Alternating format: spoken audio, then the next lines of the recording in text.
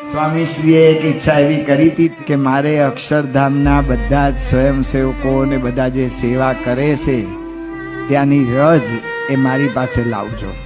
આ રજના દર્શન અમે કરાવીએ છીએ એટલે એટલું આપ રાખો, પણ રજને માથે ના ચડાવતા.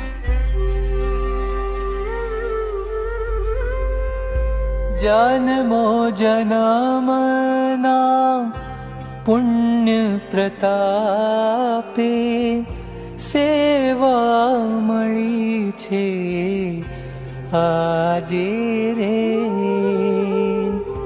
સેવા મળી છે આજે.